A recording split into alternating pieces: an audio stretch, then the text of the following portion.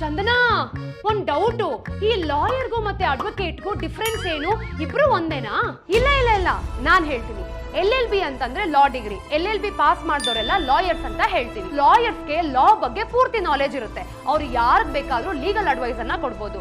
ಆದ್ರೆ ಅವರು ಕ್ಲೈಂಟ್ ಪರವಾಗಿ ಕೋರ್ಟ್ ಹೋಗಿ ಮಾತ್ರ ವಾದ ಮಾಡೋದಕ್ಕಾಗಲ್ಲ. ಮತ್ತೆ ಈ ಲಾಯರ್ಸ್ ಕೋರ್ಟ್ ಹೋಗಿ ವಾದ ಮಾಡ್ಬೇಕು ಅಂತಂದ್ರೆ ಯಾರು LLB ನ ಪಾಸ್ ಮಾಡಿರ್ತಾರೋ ಅವರು ಬಾರ್ ಕೌನ್ಸಿಲ್ ಆಫ್ ಇಂಡಿಯಾದಲ್ಲಿ ಎನ್ರೋಲ್ ಆಗಿ ರಿಜಿಸ್ಟರ್ ಆಗಿ ಅವ್ರು ಕೊಡೋ ಎಕ್ಸಾಮ್ಸ್ ನ ಬರೆದ್ಬಿಟ್ಟು ಪಾಸ್ ಮಾಡ್ಬೇಕು. ಅವ್ರನ್ನ ನಾವು ಅಡ್ವೊಕೇಟ್ ಅಂತ ಹೇಳ್ತೀವಿ. ಇಷ್ಟೊಂದೆಲ್ಲ ಪ್ರಾಸೆಸ್ ಇದೆಯಾ? ಸೊ ಬೇಸಿಕಲಿ LLB ನ ಪಾಸ್ ಮಾಡಿರೋಂತ lawyer bar council of India ಅಲ್ಲಿ ಎಕ್ಸಾಮ್ಸ್ ನ ಬರಿಬೇಕು. ಅಲ್ಲಿ ಪಾಸ್ ಆಗಿದ ತಕ್ಷಣ ಅವ್ರನ್ನ ಅಡ್ವೊಕೇಟ್ ಅಂತ ಹೇಳ್ತೀವಿ. ಸೊ ಈ ಅಡ್ವೊಕೇಟ್ ಲೀಗಲ್ ಅಡ್ವೈಸ್ ಸಹ ಕೊಡ್ಬೋದು. ಹಾಗೆ ಕೇಸಸ್ ನ ಫೈಂಡ್ ಔಟ್ ಮಾಡ್ಕೊಂಡು ಕೋರ್ಟ್ ಹೋಗಿ ಅವ್ರ ಕ್ಲೈಂಟ್ ನ ಪರವಾಗಿ ಕೂಡ ವಾದ ಮಾಡಬಹುದು. ಆ ಕೇಸ್ ಕ್ಲೋಸ್ ಆಗೋ ತನಕ ದುಡ್ಡು ಬರ್ತಾನೆ ಇರುತ್ತೆ. ಅರ್ಥ ಆಯ್ತಾ? Thank you. You too genius ಯಾ. ನಾನೇ ಅಲ್ವಾ ಹೇಳ್ಕೊಟ್ಟಿದ್ದು.